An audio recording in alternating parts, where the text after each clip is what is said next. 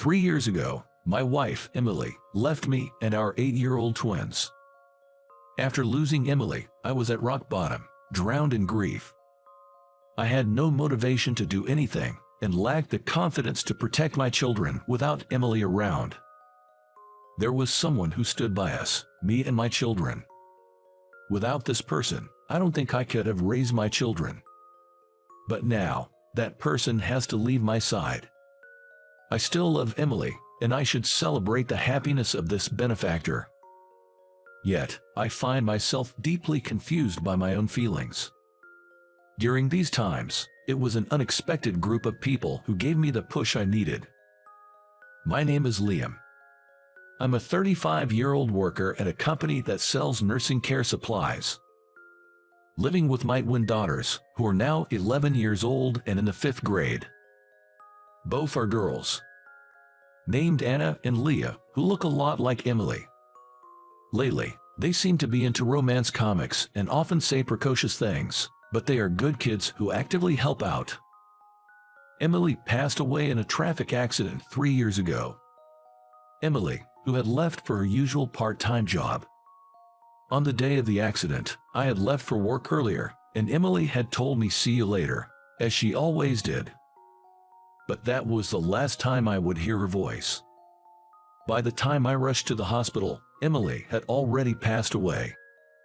I don't remember much right after Emily's death. Although I was in shock after suddenly losing Emily, I only thought about supporting the children. While I desperately arranged for the funeral and took care of the children, days seemed to pass by. I remember clearly that the children cried a lot. At the time, the children were in the 2nd grade. They were 8 years old. They were not of an age where they didn't understand anything.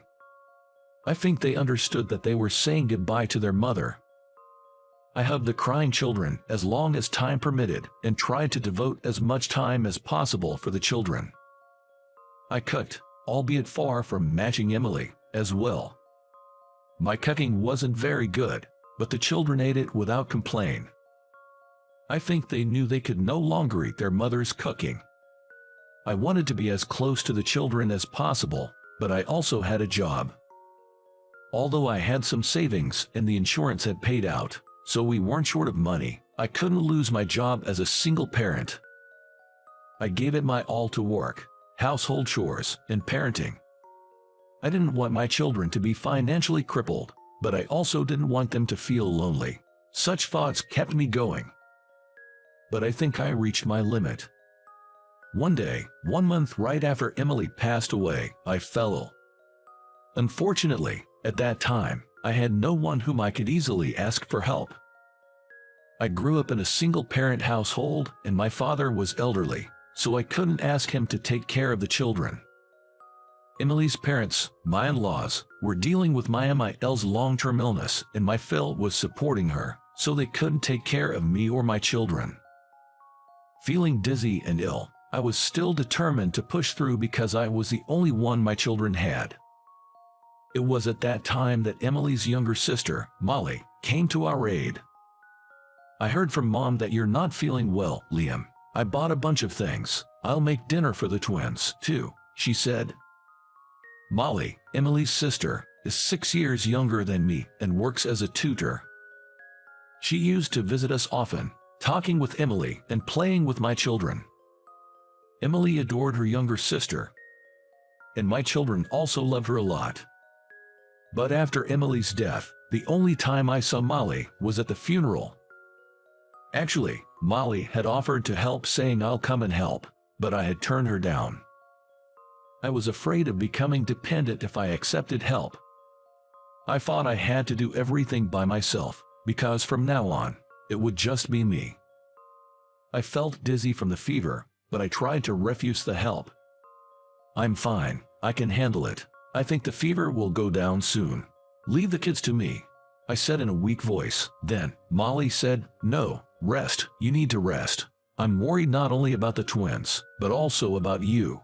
Her angry voice reminded me of Emily. Emily often scolded me like this. It felt oddly nostalgic. Then, I was taken to bed against my will. While I was asleep, Molly prepared meals for my kids and took care of chores like laundry. Molly had come in the evening, but when I woke up, it was already past 10 p.m. She had even helped the kids with their bath and prepared for their school the next day. My children were already asleep. "Molly, I'm sorry for everything." I felt helpless. "I have to keep going for Emily's sake." I sat dejectedly on the living room couch. But suddenly, I heard the sound of cooking from the kitchen. Turning towards the kitchen, I saw Molly, back to me, perhaps reaching for a plate. She was wearing Emily's apron. Watching Molly in the kitchen, tears started rolling down my cheeks. Perhaps it was because I was reminded once again that Emily would never be in the kitchen again. Once the tears started, they didn't stop. Thinking about it, I hadn't cried at the wake or the funeral because the children were present. I couldn't cry. This was the first time I cried since I lost Emily. I let my tears flow for a while, and when I calmed down a bit, Molly asked me to move from the couch to the dining table. When I sat down, Molly placed a steaming bowl of chicken soup in front of me. "Here you go." Prompted by Molly's voice, I clasped my hands together and said, "Thank you." This was the first time I was eating a meal cut just for me since I lost Emily. It's delicious. Ever since I lost Emily, I had lost the taste for anything I ate, but this chicken soup was delicious. As I ate, Molly casually picked up a photo from the living room. It was a photo from when we all went to Disneyland. A picture of the kids happily playing. "You've been pushing yourself too hard, haven't you?" Molly, still holding the photo, looked at me with kind eyes and said, "The kids are a handful, with work and chores. You're overdoing it." I couldn't respond to her valid point. "Am I not doing well enough?" Molly disagreed with me. "The exact opposite. You're trying too hard. The kids told me before bed. Dad is always working so hard, but they said you looked very tired." Hearing that, I covered my face with my hands. I had made the children I should be protecting worry. "I'll help you. I live nearby. Let me help protect the kids with you." But, Molly, you have work too, right? I don't want to take up your valuable time for our family. We'll be fine." When I said that, Molly sat down across from me. "When Emily passed away, did that mean she was no longer part of your family?" "Absolutely not. Emily will always be a part of my family, a very important part of mine and the children's family." Molly nodded with a smile. "I'm glad, that's right. Then my relationship with you all hasn't changed either. Just because Emily's gone doesn't mean we say goodbye. The people who were important to Emily are also important to me." With tears in my eyes, I lowered my head. "Thank you, really, thank you." Feeling guilty, I also felt a profound sense of relief. It felt reassuring to know that I could depend on someone else, someone who would protect my children along with me. "No need for you to do everything on your own. I am here," she said. Since then, Molly has been coming to our house every 2 or 3 days and cooking meals for us. She watched the kids on my overtime days, and even did the school runs. The children's smiles started to increase gradually. It gave me some breathing space and allowed me to get my emotions in order. Even after 3 years, Molly has been helping our family without fail. Although she comes over less frequently now, on off days, we often go out together, just me, the kids, and Molly. To the kids, she might feel like a much older sister. I enjoyed the relationship I had with Molly and hoped that this lifestyle would continue. However, I was soon made to realize that was wishful thinking. By my aunt's words, "There's a good marriage proposal for Molly. Why don't you meet him?" The aunt was my father's sister. She would come to visit our house about once every few months with various gifts. Usually, she brings candies the kids liked, but that day, she brought a marriage proposal for Molly. It seemed that even Molly was hearing it for the first time and looked surprised. No, no, I can't possibly go for an arranged date. When Molly hesitantly said this, my aunt seemed to get a little annoyed. What are you saying? You're already 29, aren't you? If you keep looking after Liam and the kids, you'll miss your chance to get married. The kids have gotten used to living as a trio, and they probably don't need you to help them out anymore, right? I panicked. I still wanted Molly to help out at our place. It wasn't even about the housework. I just didn't want to lose the time spent with my kids and Molly. But as I was about to say that, a picture of Emily, my deceased wife, caught my eye. It made me realize something. That I felt happy spending time with another woman in the absence of Emily. Once I realized that, I felt guilty towards Emily. I could also understand what my aunt was saying. Molly was still 29. If a good opportunity comes along, she should date and perhaps start a family. If she keeps coming to our place, I'd be restricting Molly's possibilities. So, I forced a smile and said, Molly, don't worry about us. Why don't you go for the arranged date? You might meet someone nice. But Molly was still hesitant, but my aunt pushed forward the conversation almost forcefully. It's settled. I'll get in touch with you about the schedule.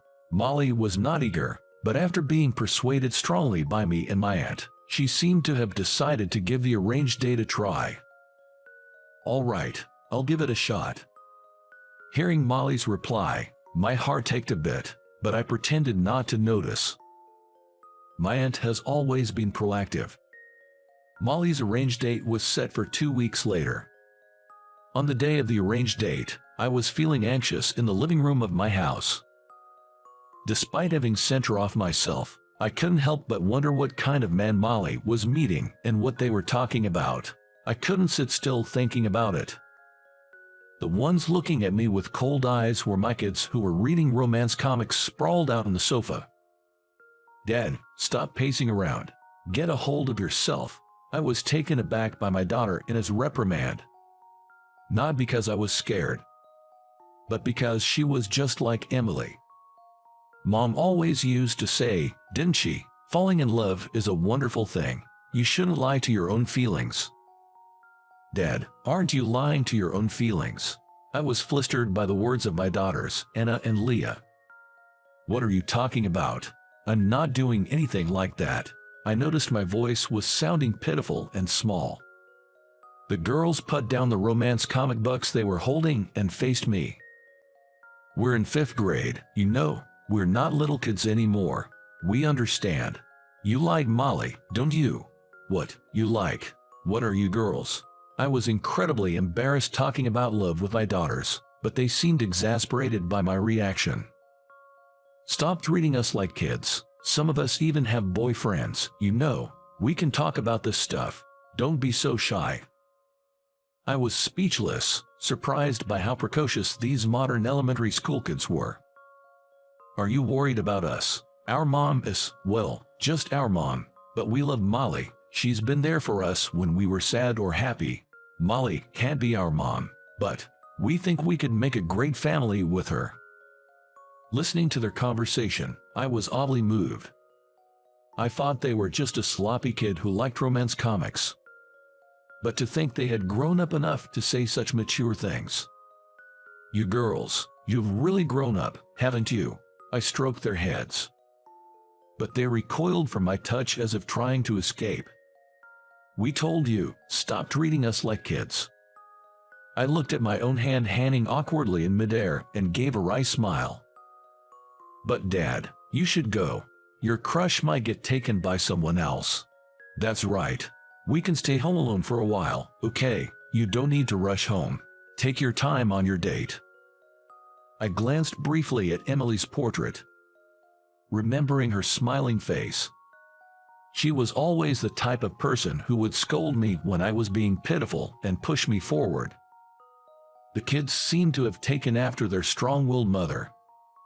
They say kids grow up fast, and I guess that was exactly the case. And so, pushed forward by my kids, I rushed off to the matchmaking event. During the entire conversation with my kids, one woman kept coming to mind.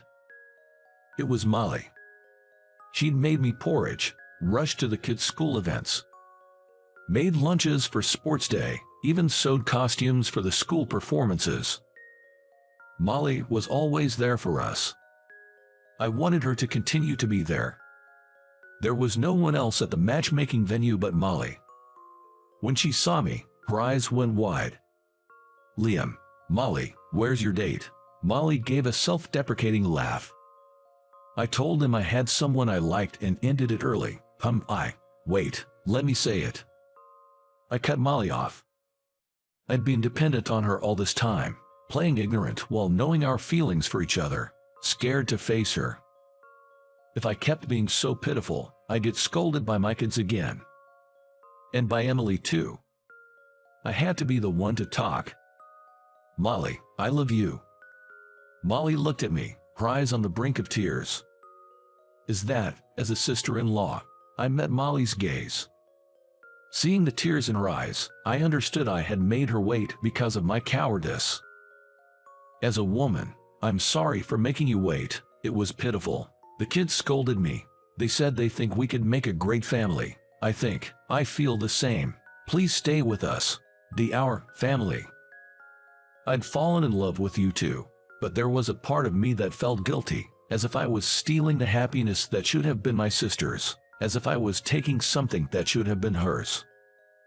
At that moment, I remembered Emily during her lifetime. It was when our family and Molly went camping together. Watching Molly playing with the kids, Emily had said something. "I've come to know the joy of being a part of a family. I hope someday a man will appear who will protect my little sister. And if my sister and the man she loves become part of our family, I think I would be happier than anything else." Now, I believe Emily must be watching over us with a smile. I chose the person because she was the one who wanted me, my children, and my precious sister to be happy first. When I told Molly about this, she laughed through her tears and nodded in agreement. Molly knows Emily's kindness just as well. "Shall we head home?" I held Molly's hand as we headed home to where the children were waiting. A few months later, Molly and I got married. Our dating period was short. We have been like family to me, so we didn't need a lengthy dating period. When we told the children we were marrying, they said, "If you make Molly cry, we won't forgive you." Molly has always been like a sister to us, but now she's family. Even if you two fight, we'll always side with Molly. Hearing these words seemed to put Molly at ease. It seemed she had been anxious about whether they would accept her marrying me.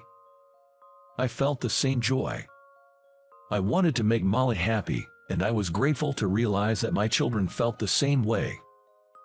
Time passed, and then came our first wedding anniversary. Molly gave me and the children presents. "Thank you. Can we open them?" "Of course, open them all together." Molly told us to do so with sparkling eyes, so my children and I opened the presents all at once. Mine looked like a letter. A travel voucher, perhaps, but when I opened it, there was an ultrasound photo inside. Is this, I was in complete shock. Then it seems Anna and Leah had opened their presents as well, and they let out a loud exclamation. "These are baby clothes." Wait, a baby? In Anna and Lee's hands were a baby's outfit and a bib. Both the children and I were surprised and turned to look at Molly.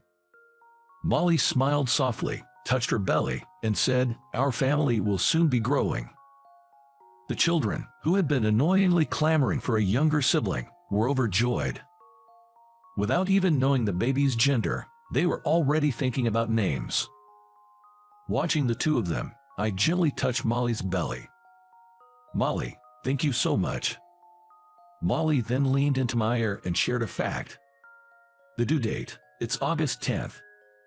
In that moment, I thought of Emily. August 10th was our wedding anniversary with Emily. I think our sister is watching over this child. I nodded repeatedly to Molly's words. I still miss Emily. But I want to keep building happiness with my family.